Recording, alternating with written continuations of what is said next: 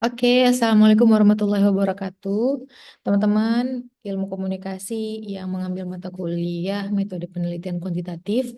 Hari ini saya mau menjelaskan materi mengenai teknik pengumpulan data. Karena minggu ini adalah minggu daring, kemudian sepertinya Zoom juga akan sangat sulit, maka saya udah share materinya ke grup, ke Smile. Jadi teman-teman bisa langsung cek di sana.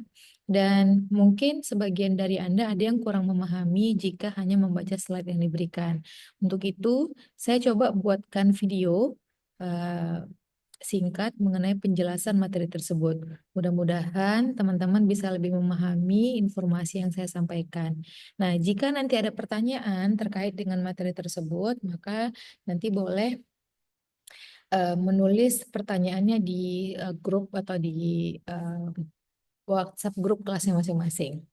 Oke, saya akan share materinya. Nah, ini materinya cukup gampang dan sangat mudah dipahami ya. Oke, di minggu lalu itu kan kita udah belajar bagaimana validitas dan reliabilitas sebuah instrumen penelitian. Nah, dalam penelitian kuantitatif, instrumen yang valid dan reliable itu sangat penting. Kenapa? Karena nanti instrumen itulah yang akan kita sebarkan kepada responden. Mereka akan menjawab penelitian kita itu dari pertanyaan-pertanyaan yang akan kita berikan. Kalau pertanyaan tersebut tidak valid dan reliable, artinya tidak benar secara pengukuran, kemudian juga tidak konsisten, maka tentu hasilnya akan juga tidak valid dan tidak konsisten. Nah, hari ini saya akan menjelaskan ada tiga nih teknik pengumpulan data yang teman-teman bisa gunakan dalam penelitian kuantitatif. Oke, nah ada tiga hal utama yang sangat mempengaruhi bagaimana kualitas data hasil penelitian. Yang pertama, kualitas instrumen penelitian tersebut. Seperti yang saya mention sebelumnya bahwa instrumen yang akan kita bagikan tadi perlu diuji validitas dan reliabilitasnya, seperti yang kita pelajari minggu lalu. Karena memang kalau instrumennya tidak benar, tidak tepat, tidak sesuai, otomatis hasilnya juga tidak akan bagus, tidak valid dan tidak reliable. Dia tidak bisa mewakili keseluruhan populasi yang akan kita teliti, gitu. Makanya eh, saya memberikan tugas kepada Anda bagaimana menggunakan SPSS dari tabulasi data yang sudah saya buatkan. Nah, tujuannya apa? Supaya teman-teman bisa tahu nih bagaimana cara menyusun dan menghitung nilai validitas dan reliabilitasnya menggunakan SPSS. Kalau menggunakan secara manual mungkin akan lebih ribet, hitung-hitungannya akan lebih sulit. Tapi dengan menggunakan SPSS, kita cukup import data, kemudian pilih analyze, pilih apa kemarin lagi pilihannya. Nah, sehingga keluarlah itu eh, nilai validitasnya. Nah, jika jumlah responden untuk pretestnya kita tetapkan 30, seperti yang kita pelajari minggu lalu, maka em, kita bisa tahu nih angka R tabelnya sekitar 0,361. Nah, dari mana kita dapatkan? Dari melihat tabel CR tabel itu bisa di googling. Nah, kalau nilai R hitungnya lebih dari 0,361, maka pertanyaan atau instrumen tersebut menjadi valid. Nah, begitu seterusnya. Itu yang pertama ya, bagaimana kualitas instrumen penelitian. Yang kedua, kualitas pengumpulan data. Ini maksudnya adalah cara-cara yang kita gunakan dalam mengumpulkan data ini tepat atau enggak gitu. Apakah misalnya gini, jika kita mau mengukur berat badan seseorang, kita menggunakan apa sebagai alatnya? Timbangan misalnya, ya kan? Untuk mengukur berat, maka kita perlu sebuah alat untuk yang dapat mengukur berat badan. Lainnya misalnya, kalau kita mau mengukur tinggi seseorang, alat apa yang akan kita gunakan? Nah, caranya menggunakan meteran misalnya, begitu seterusnya. Jadi, bagaimana cara kita mengumpulkan data itu sangat penting. Dalam penelitian kuantitatif, bisa menggunakan kuesioner, bisa itu yang biasanya atau umumnya yang digunakan. Kemudian untuk tambahan data kita bisa melakukan wawancara lebih mendalam kepada responden jika dibutuhkan. Kemudian kita juga bisa nih melakukan observasi, pengamatan, apa yang terlihat, apa yang kita dengar, apa yang kita rasakan ketika mengamati suatu objek penelitian. Yang ketiga adalah bagaimana kita menganalisis data. Nah, hari ini kita baru fokus kepada bagaimana pengumpulan datanya. Nah, nih, pengumpulan data dapat dilakukan dengan berbagai hal. Yang pertama, berbagai setting. Ini maksudnya gini, dia mau dengan cara alamiah, mengamati, ya kan? Kemudian bisa juga data itu dikumpulkan di laboratorium dengan melakukan eksperimen. Misalnya itu penelitian yang sifatnya itu eksak. Kemudian kita juga bisa nih mengajukan sejumlah pertanyaan kepada responden. Kemudian data itu bisa juga dikumpulkan. Kita bikinlah sebuah seminar, FGD, diskusi, ya kan? Kemudian ada sejumlah topik yang akan kita bahas. Lalu dari hasil diskusi didapatlah sebuah hasil kesimpulan. Nah, itulah yang akan kita jadikan data penelitian kita. Kemudian pengumpulan data bila dilihat dari sumbernya, ada yang sumber primer, ada yang sumber sekunder. Apa yang dimaksud dengan sumber primer? Itu adalah sumber yang langsung didapatkan oleh si peneliti. Misalnya dengan membagikan kuesioner atau dengan melakukan wawancara, kemudian mengamati atau observasi. Sekunder gimana? Misalnya ada dokumen dari si responden yang kita butuhkan, kemudian dia berikan. Ada dokumentasi foto dan video yang mereka miliki yang akan kita gunakan sebagai tambahan data penelitian kita. Atau bisa juga data dari website, data dari bahan bacaan lainnya, berita, dan segala macam untuk menambah informasi yang diberikan. Nah, untuk sebuah penelitian, sumber data primer ini harus ada. Baik itu wawancara, kuesioner, maupun observasi. Bisa juga digunakan ketiganya. Untuk penelitian kuantitatif, kuesioner menjadi hal yang sangat penting. Sementara untuk sekunder itu balik lagi ke kebutuhan penelitiannya kita. Kalau memang butuh informasi tambahan berupa data dari website kah, profil perusahaan kah namanya, atau misalnya berita dari media online, itu bisa banget menambah informasinya. Lalu em, pengumpulan data dilihat dari caranya. Ada wawancara, kuesioner, observasi, atau gabungan dari ketiganya. Gampang ya? Nah, jadi di pertemuan ini kita akan lebih lanjut bahas 3 cara untuk mengumpulkan data tadi.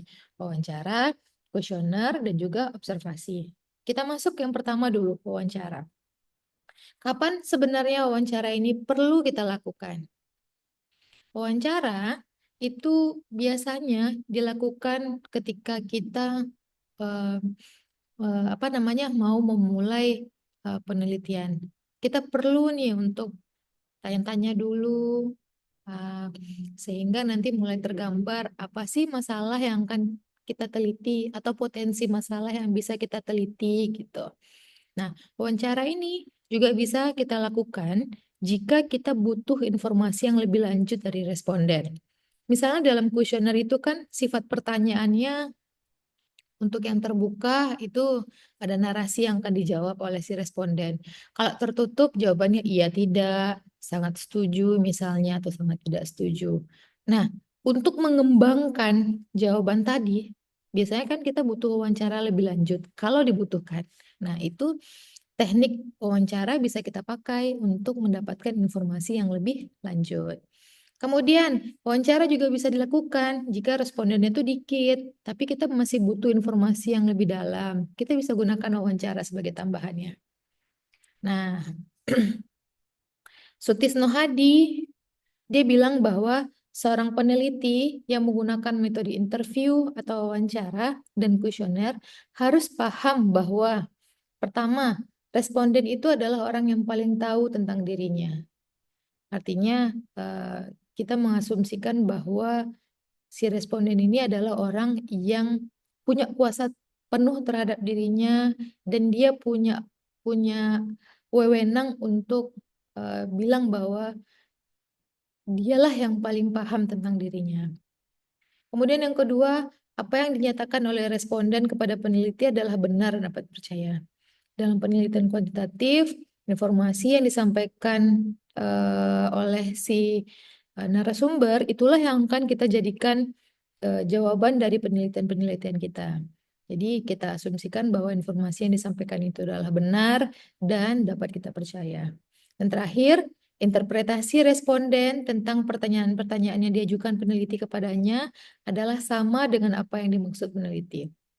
Artinya, pemahaman si peneliti tentang pertanyaan yang diberikan kepada responden itu sama dengan apa yang dipahami oleh responden terhadap pertanyaan-pertanyaan tersebut.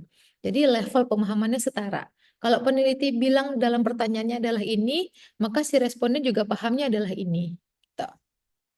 Nah, kemudian wawancara itu dia ada dua jenis, ada wawancara terstruktur, ada wawancara tidak terstruktur atau terbuka. Yang kayak gimana tuh Bu wawancara terstruktur? Biasanya wawancara terstruktur itu bentuknya udah ada nih pertanyaan-pertanyaannya dan sudah ada pilihan jawabannya.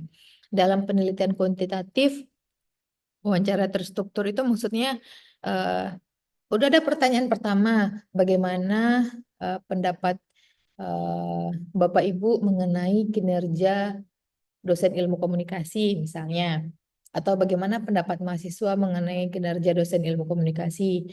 Pilihannya udah ada, sangat bagus, bagus, cukup bagus, kurang bagus atau tidak bagus. Nah, misalnya kayak gitu. Sudah ada pertanyaannya dan list jawabannya. Sementara kalau wawancara tidak terstruktur atau terbuka, tidak ada tuh pertanyaan yang rinci mengenai apa yang akan kita tanyakan. Nah, yang ada apa? Hanya pedoman wawancaranya. Hanya topik-topik pokok yang akan kita tanyakan kepada si narasumber.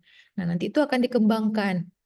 Maksudnya akan dikembangkan lebih lanjut mengenai eh, turunan-turunan pertanyaannya. Si penelitilah nanti di apa namanya pada saat melakukan wawancara itu mengembangkan sendiri pertanyaannya. Misalnya eh, di list topik yang akan ditanyakan atau list pertanyaan umumnya adalah mengenai kinerja dosen ilmu komunikasi satu.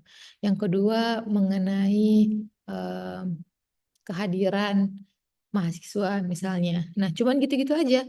Penelitilah yang akan menanyakan lebih lanjut mengenai turunan dari pertanyaan tersebut atau turunan dari pedoman pertanyaan tersebut. Seperti tadi misalnya, eh, kualitas dosen ilmu komunikasi judulnya atau topiknya, maka si peneliti akan bisa nanya, menurut teman-teman mahasiswa, bagaimana kemampuan dosen ilmu komunikasi dalam mengajar misalnya. Kemudian dia jawab kan, oh begini, begini, begini. Lalu dari jawaban tersebut bisa muncul lagi nih pertanyaan yang baru. Ini maksudnya gimana? Boleh nggak dikasih contoh lebih lanjut? Misalnya seperti itu. Nah itu sangat bisa teman-teman kembangkan ketika melakukan wawancara tidak terstruktur. Berikutnya, yang kedua, kuesioner. Ini yang paling identik dengan penelitian kuantitatif.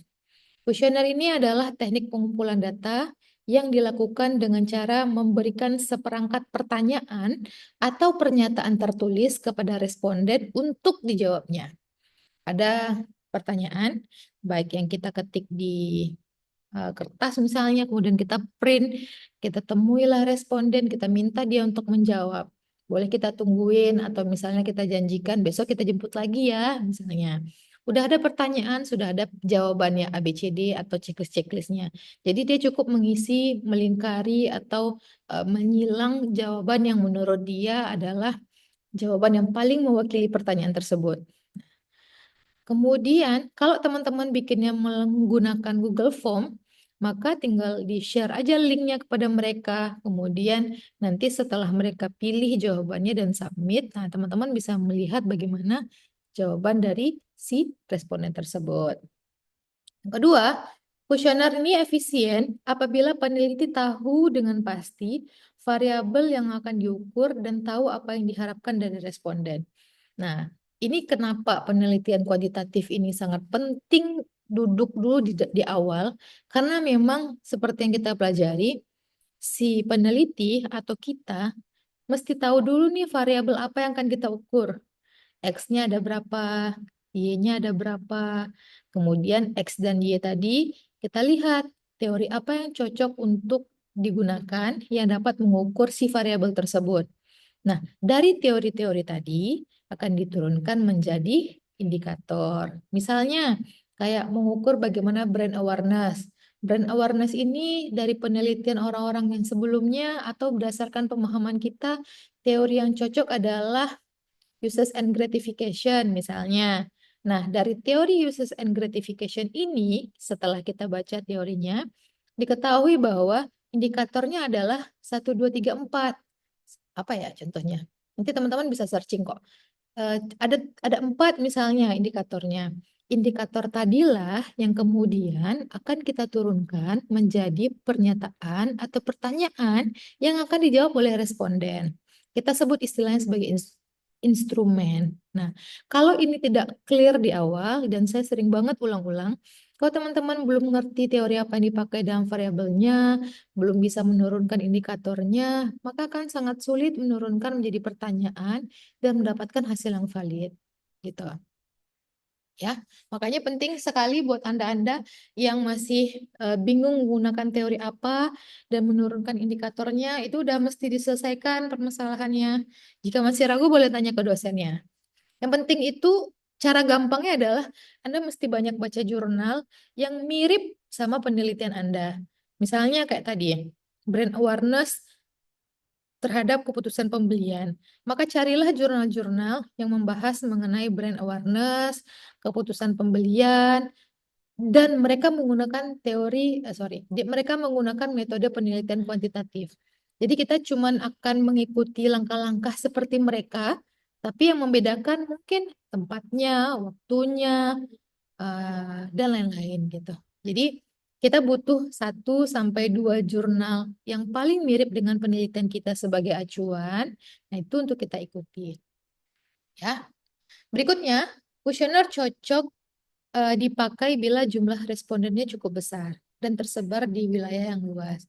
Misalnya nih teman-teman mau meneliti mengenai pengaruh um, brand awareness aja ya, terhadap keputusan pembelian produk Indomie dan Samyang. Nah, kita mau mahasiswanya respondennya adalah mahasiswa UNP. Itu kan akan sangat banyak ya.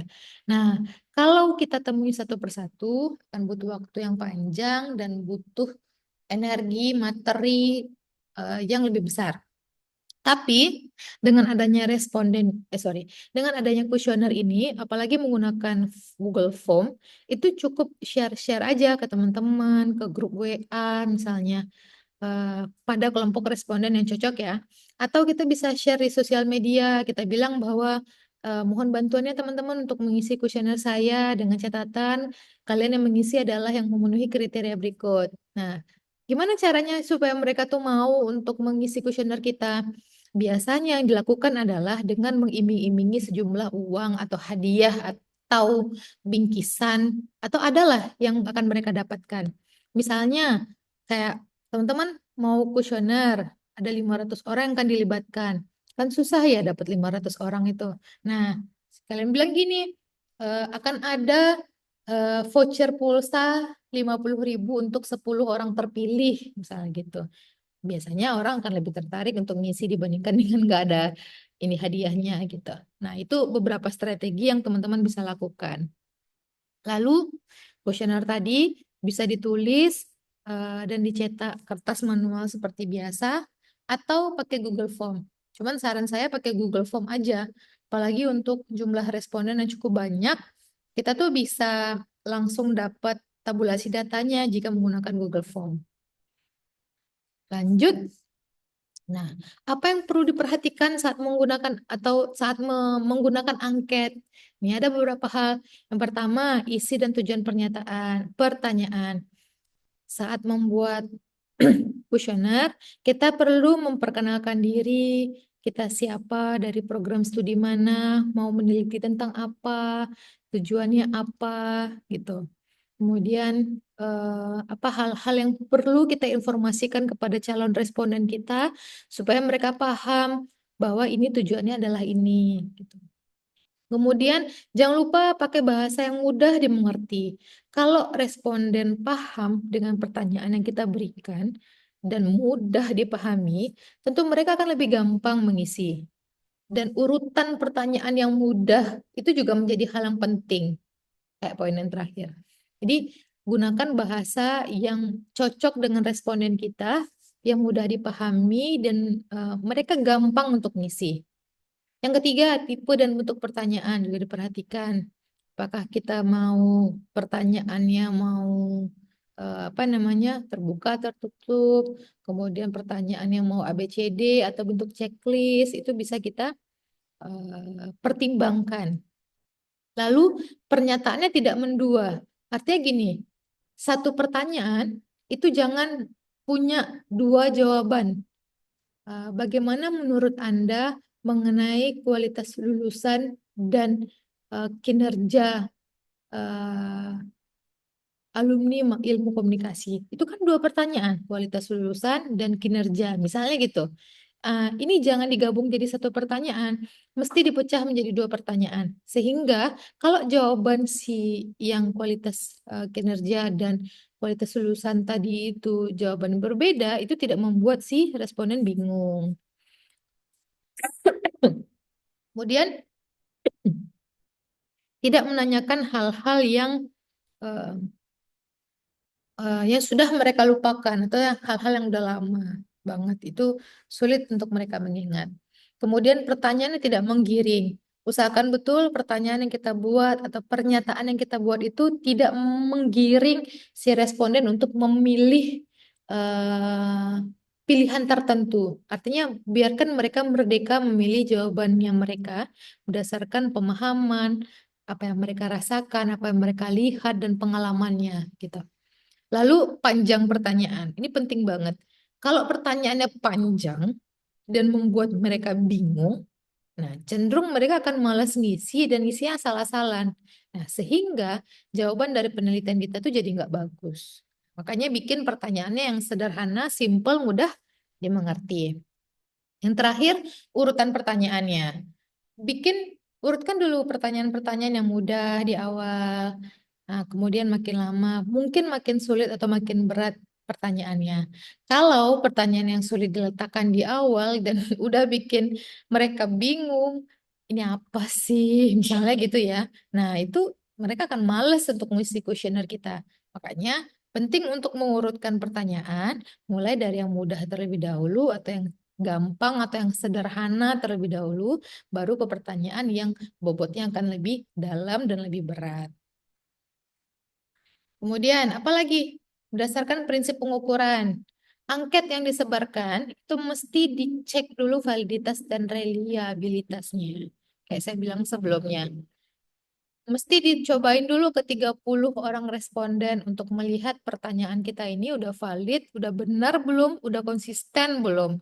Kalau semuanya udah valid, kemudian rasanya sudah aman, baru kita sebarkan ke responden sejumlah sampel yang cocok dengan populasinya kita. Jadi kita tes dulu nih ke 30 orang, udah cocok belum pertanyaannya, udah kira-kira mudah dipahami nggak? Kalau itu udah terpenuhi, kemudian instrumennya udah valid dan reliable, barulah kita bagikan kepada responden yang sebenarnya atau yang jumlah yang lebih luas. Ini, ini mesti diperhatikan betul ya, validitas dan reliabilitas si instrumen. Jadi kalau teman-teman tidak uji validitas dan reliable dulu, hanya langsung membagikan nih kepada 1.000 orang atau 100 orang misalnya. Kemudian ternyata nggak valid. Ini kan sayang ya, Anda mesti kerja dua kali. Jadi dites dulu 30 orang, kemudian jika sudah rasanya valid dan reliable, bisa juga nanti didiskusikan dengan dosen, dengan saya, dengan Pak David, dengan dosen-dosen yang lainnya. Kalau ini udah oke, baru kita akan sebarkan kepada responden. Ya. Kemudian prinsip fisik angket. Angket ini kan dia bisa bentuknya cetak ya, cetak atau Google Form. Nah, pasti itu didesain dengan menarik. Kalau dicetak, pastikan ukuran tulisannya mudah dibaca. Kemudian kalau difotokopi, pastikan fotokopinya jelas, jangan buram. Kalau perlu ada warna-warna untuk menarik perhatian dan jadi bikin bagus, itu oke banget untuk diterapkan. Begitu juga dengan Google Form, pilihan warna mungkin atau gampang untuk diklik dan disubmit, linknya aman, tidak error. Nah, itu mesti diperhatikan saat kita membagikan angket. Ya, terakhir yang ketiga itu mengenai observasi. Observasi menurut Sutrisno Hadi adalah suatu pengalaman, apa nih? Oh, proses yang kompleks, suatu proses yang tersusun dan berbagai proses biologis. Oh, dari berbagai proses biologis dan psikologis. Dua diantaranya adalah proses-proses pengamatan dan ingatan. Sederhananya gini, observasi atau pengamatan itu kan tindakan yang kita lakukan untuk melihat bagaimana situasi di lapangan. Teman-teman mau meneliti mengenai bagaimana pengaruh penggunaan media sosial terhadap gaya berpakaian mahasiswa misalnya. Bentuk observasinya apa? Kita lihat, kita datang ke tempat kampus misalnya, di mana mahasiswa ada banyak. Kita lihat bagaimana gaya berpakaian mereka. Kita amati, kita lihat, kita ingat-ingat, kita bandingkan, gitu kan. Nah, proses pengalaman seperti tadi, melihat, mengamati lapangannya, ini adalah bentuk observasi dalam sebuah penelitian. Nah, observasi ini eh, digunakan apabila peneliti berkenaan dengan perilaku manusia, proses kerja, gejala-gejala alam, dan responden yang diamati tidak terlalu besar. Observasi ini biasanya dilakukan di awal, sehingga kita bisa tahu dulu apa yang akan kita teliti, kemudian kita bisa mendapatkan gambaran umum dari apa yang akan mau kita teliti, gitu. Seperti itu. Observasi ini berdasarkan prosesnya ada dua, ada participan observation, artinya observasi di mana kita sebagai peneliti juga ikut terlibat dalam kegiatan tersebut. Misalnya, teman-teman humas mau meneliti bagaimana kinerja karyawan di PT Semen Padang. Kalau penelitian ini menggunakan observasi yang partisipan, artinya kita terlibat di dalamnya, maka misalnya kita lagi magang di sana, kita bisa mengamati kinerja di sana, kita menjadi bagian dari mereka, misalnya gitu. Nah, penelitian yang sifatnya observasi partisipan ini biasanya akan mendapatkan informasi yang lebih dalam, kompleks, dan lebih tepat, karena kita menjadi bagian dari mereka. Kalau yang non-partisipan observation, artinya kita ini bukan bagian dari responden atau informan yang akan kita teliti. Jadi kacamatanya itu kita dari luar aja. Contoh lainnya, teman-teman ini adalah mahasiswa ilmu komunikasi UNP. Kemudian mau meneliti bagaimana pengaruh sosmed terhadap gaya komunikasinya mahasiswa Ilkom. Nah, karena teman-teman adalah bagian dari ilmu komunikasi, maka Anda termasuk partisipan observation. Artinya Anda bagian dari eh, responden yang akan Anda teliti. Anda apa namanya tuh juga seperti mereka gitu. Nah, kalau yang non partisipan, misalnya Anda mahasiswa Ilkom, lalu yang akan Anda amatinya adalah mahasiswa sosiologi. Nah, kan Anda bukan bagian dari mereka. Itu observasinya non partisipan observation. Lalu observasi berdasarkan instrumen yang digunakan.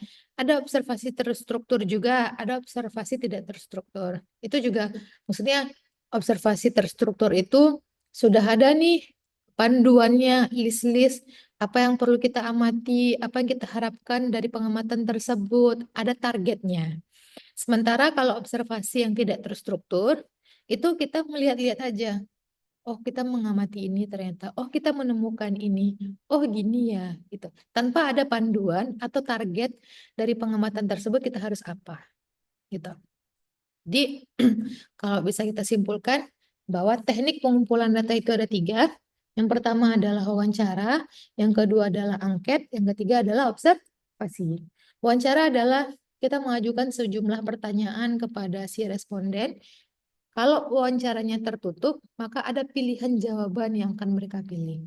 Jadi kayak kita mengajukan sejumlah pertanyaan dan pilihan jawabannya itu udah ada. Jadi kita tinggal mengarahkan jawabannya iya, enggak, setuju, tidak setuju, dan lain sebagainya macam.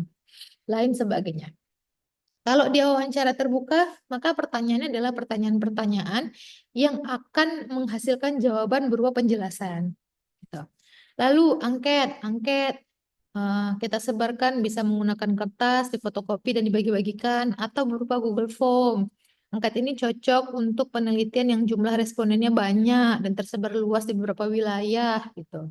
Lalu observasi adalah bagaimana kita mengamati lingkungan, gejala, situasi dari penelitian tersebut. Observasi tadi ada yang sifatnya terstruktur, sudah ditargetkan ya apa yang mau dicapai, apa yang mau dilihat, apa yang mau diamati. Kalau tidak terstruktur, ya kita lihat-lihat aja.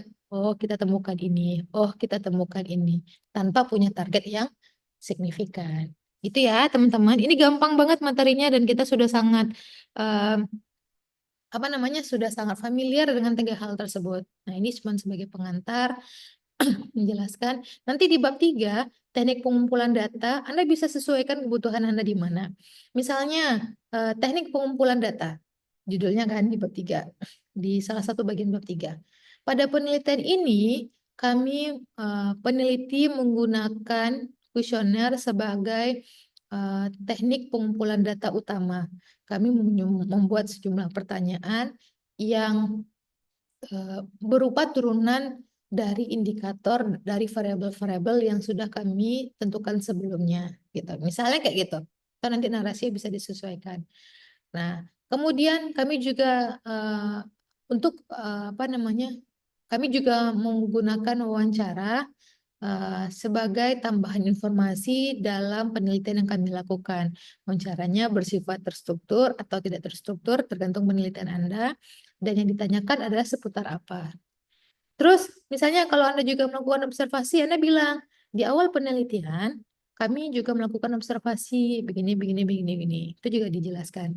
Jadi, apakah ketiga-tiganya akan digunakan? Tergantung penelitian Anda. Tergantung Anda. Kalau kuesioner aja rasanya cukup, maka cukup dijelaskan yang kuesioner. Tapi kalau misalkan Anda butuh kuesioner, wawancara, dan observasi sebagai teknik Anda dalam mengumpulkan data, maka tiga-tiganya mesti dijelaskan. Gitu ya.